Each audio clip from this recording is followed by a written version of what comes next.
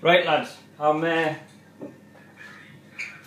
just going to do a little SMaSH beer. Never done one before, so, and I've never done a 1 gallon batch before. So, two together, 1 gallon batch SMaSH beer. This is me hop lager, which is beautiful. Right, recipe is just over 1 kilo of this, which is the Marisota. So, because I'm only doing a 1 gallon batch, and it's really not that big of a deal for us, I'm just gonna go. That's about half of that bag. That's about half, a bit more.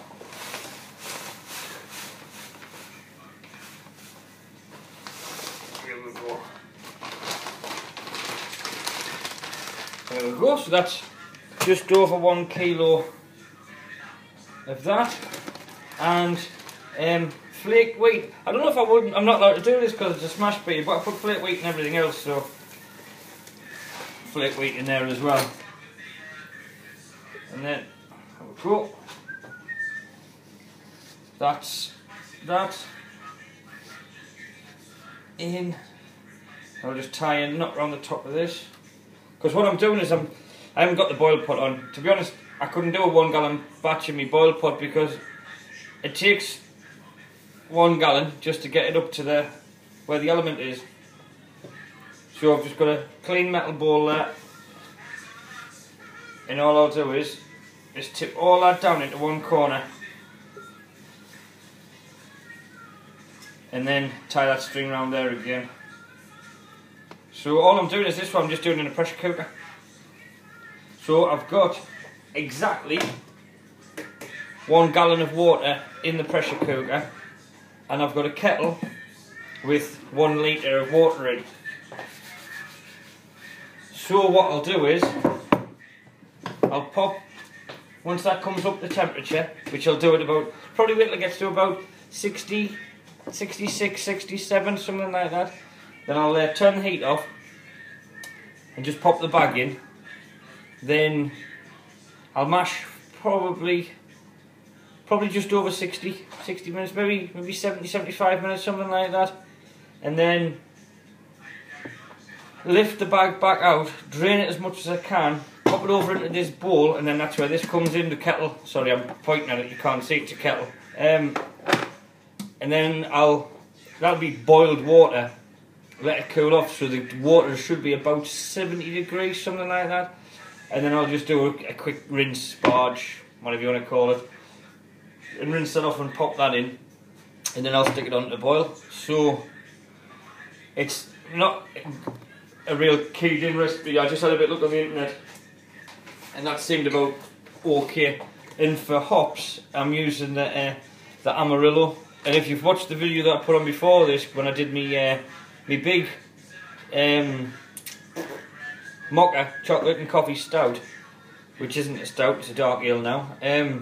I bought these thinking they were going to have a flavour and a taste nothing like what they actually do, because obviously they're very bitter and they're very citrusy, which I thought would be lovely in this SMaSH beer. So if it works, there's a good chance I probably will just get a big bag of the Marisota and just do a big batch. Because it might, as I say, if it works out well, it'll probably make a good beer for the summer. You know, a nice quaffing pint for, you know, sitting outside, or the old lawnmower beer. So, right, in case, I've got Roy Lakey bloke on in the background, so I'm just going to go and watch him for a little bit while I wait for this water to come up, and I'll get back in touch with you in a bit, lads. Right, what happened there was I left the pressure cooker lid on it, and I wasn't really keeping an eye on it, and it's got a bit hot. So, how to fix that problem the quick way? Take 1 jug, take out some water, just over here behind you. Take the same amount of water, cold tap water, pour it in. I've already put a full jug in, that's why it's only a little bit, because it was up to 75. Now just stir that round with the old big glass thermometer. Don't tap it on the bottom of the pan though, because it will smash it. and that's now at 65, which will do for me. Because obviously the grains are going to cool this water down. They won't cool it down that much though, because you've got to look at the temperature your grains are at. My grains have been sitting on this kitchen bench for the last 2 hours. It's nice and warm in my kitchen, so these grains aren't going to be that cold. If you've got grains which are in a shed outside, and it's a big bag of grains, then the grains are going to be an awful lot colder. So then you'll find when you tip them in, what they'll do is they'll make that grain bill get, well, it'll make you, get my spoon, it'll make your water get colder very quickly. I had this trouble before when I was working outside during the night with the Epic Tired Brew. And as soon as I put the grains in, that temperature just went bosh straight down. I couldn't do anything with it. And then when I came back in and I had to boil it back up and bring it back up to temperature, it took forever. But again, it had been sat outside for 10 hours while I was at work. And then when it was cold, it was during the night. I didn't get finished till 5 in the morning doing the brew. I didn't put the boil pot back on until 12. So, anyways, I've just realised I've got my spoon, so I'm going to grab my spoon, I'll come back. Right, so I've got my big spoon. So, I'll move that bigger up over here. Take my bag of grains and just slowly pop them into me pan. And I'll just undo that on the corner. I only need it on the corner just so I can get them into the pot. Or otherwise what happens is, because this bag's a big bag, they spread out right across and it was going to end up all over the place. So, now I've kind of got them in, I'll open that bag up. Because now what we need to do is we need to stir these grains up to make sure there's no lumps and clumps and they've all got water on them. Which, to be honest, the guy I get my grains off, I can't remember the name of the company I could use at the moment, but is it on there? Oh, to the homebrew shop. He seems to, because I got all my stuff already milled down, he seems to do quite a fine grind on them, which, to be honest, seems to work quite well for me, because I used to do brew in the bag on everything. Even like as I say with my big pot, it's still brew in the bag. I don't have a mash tun.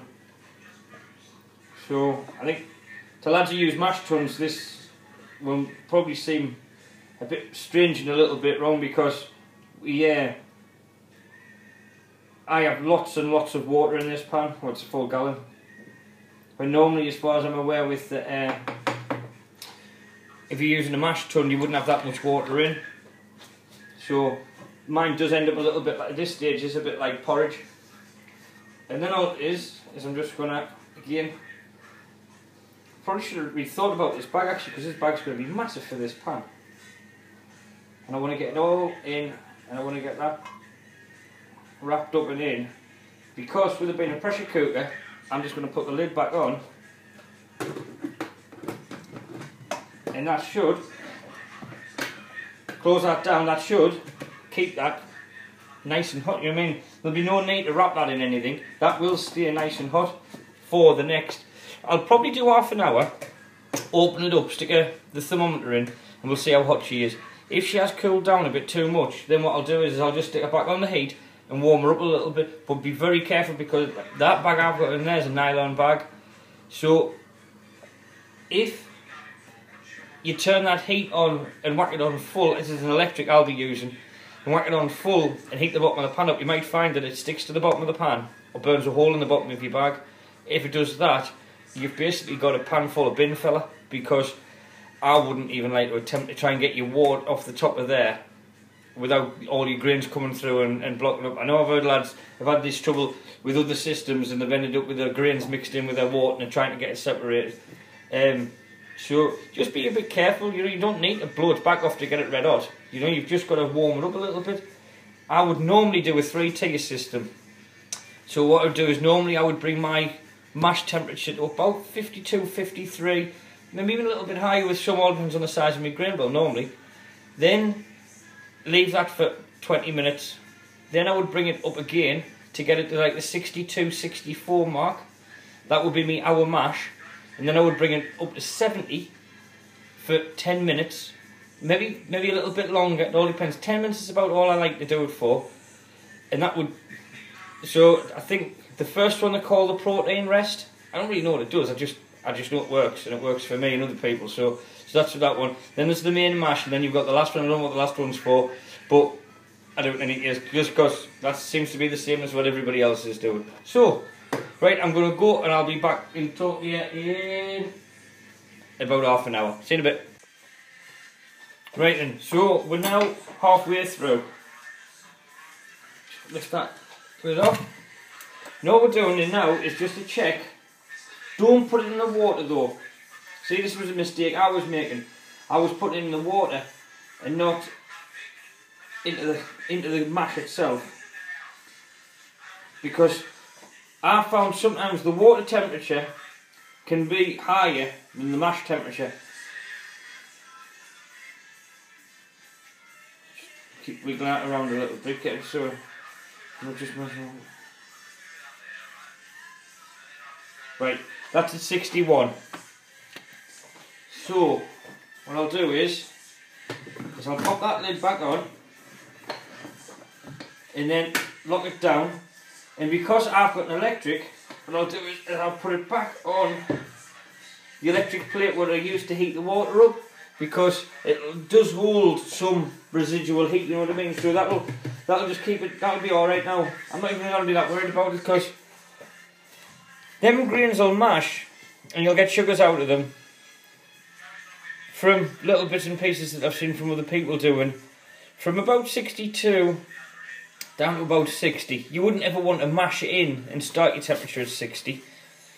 But if it goes down to 60, as far as I'm aware, and hey, I'm just a novice at this, I've only done 2 full-size all grains and this mini mash. So massive, just a beginner. But as far as I'm aware, that should be okay. The other problem I have is I can't get hold of iodine where I live, so I'd have to order it in. And if you've ever tried to order iodine off the internet, it's a fortune, and they charge lots of money for a very cheap product, plus your postage. So all I do is I just take a little bit of the, once I've mashed in, I take a taste of the wort, and if it tastes sweet, you've got sugar out of it. That's all I work on. So we've got another half an hour, just under half an hour to go with that. So I'll see you then, lads. Oh, before we go in the hops, what I've done is, again, because, well, really just for you, Brewmaster Ben, because you kind of like this idea, I've weighed out 20 grams. And that's for everything. That's going to do the bittering, and it's going to do the 2 flavours. So I'm going to take a rough guess of half of that and put it in, and then what's left I'll split in half and do that. But we'll talk about that more once we get the mash over and done when we come to doing the boil. Right, so see you in a bit, boys.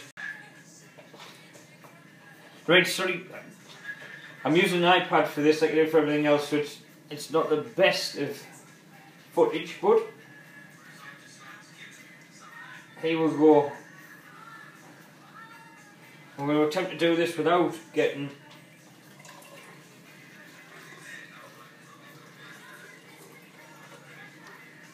this all over.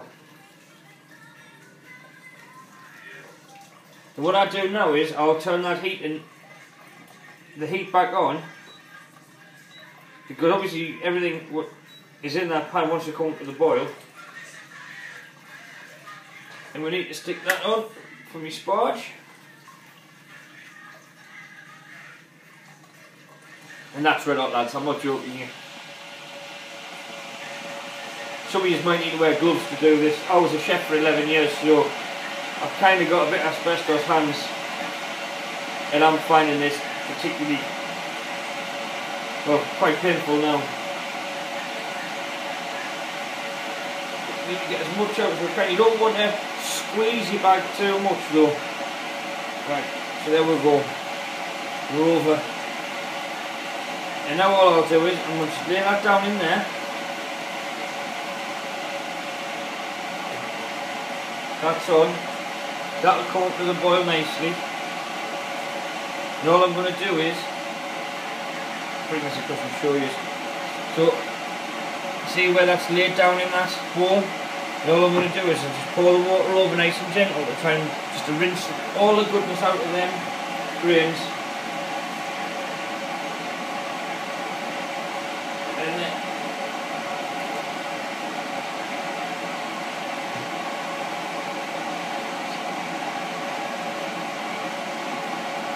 so, because I forgot to put the kettle on, we'll have to wait for that to boil. Remember, we don't want boiling water. What we want is water that's going to be about 70 degrees. So with a small batch like this, all I'll do is pop the lid off my kettle, dip my thermometer in, and just watch it. When it gets up to where I want it, I'll just take it off and start pouring. Like 65, still climbing a bit. It's going to be hot enough. I watched it go up to 68 and I thought I was about to go above. So I'll just pop the lid back on. And remember, we need all of the water out of this kettle. So we'll just rinse a little bit off.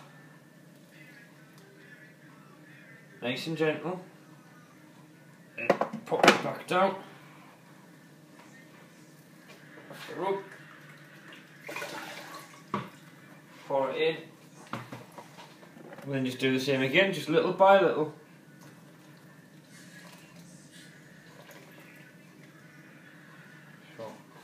I'll stop that video, you don't need to watch me. Right, so now we've got the boil on. I've just had hot break. So, like I said, I've got 20 grams in there. So, take off. Dump off in. And I know I'm going to regret doing this because I use a hop spider of things, and when I did that big mix outside last night, the green bag that I normally use got a little tear in the side of it when I was pulling it out, just under the pure weight of what's in it. So I had to throw that out. So the bag I used is the bag I normally use for my hop spider. So we're well, it's going to be done like this, and then when I have the job of transferring it over into my demijohn, I probably won't video that bit because it's going to be a right faff on. Because what I'll have to do is I'm going to have to lift it out of the pan, put it through a strainer into another vessel to then pour into the demijohn with the demijohn only having a thin neck. So, that's the first in for the 60-minute boil. That'll be about 10 grams, you know what I mean? And I was just going to handful it out the bag, but I decided I better not because I didn't want to make it too bitter. So yeah, it'll be 10 grams, and then the other, what's left in there, I'll split in half again, and then what I'll do is I'll have half of that to go in at 15 minutes left to go, and the other half to go in at flame out, and then what I'll do is I'll leave it in the pan to cool down for about 10 minutes, and that's when I'll start taking it out and putting it through a strainer, and then siphon over into there. So, see you in a bit. Right then, lads, so we've got, it's in the demijohn. It really does look very murky. I've never seen it look like this before, but again, I normally let mine cool down in the boil pot before like overnight, so I normally wouldn't ever get to see this. And that's sitting at 1046. So 1046, and the yeast I'm using is the Notting Meal yeast that I grow.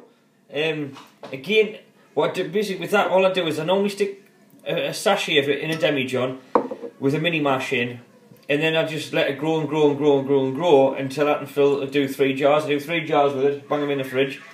So then, whenever I need a yeast, I lift it out, and once this cools down, it's still a little bit warm at the moment. So that gravity might actually come up a little bit. Once this cools down, I'll tip that into the yeast pot and leave it, because this is still red hot, because I haven't got a cooler. I haven't got a water chiller or anything. So, anyways lads, thanks for wasting your time watching, and give us a thumbs up if you want to, subscribe if you want to. It's nice to know that people care. See you in a bit lads.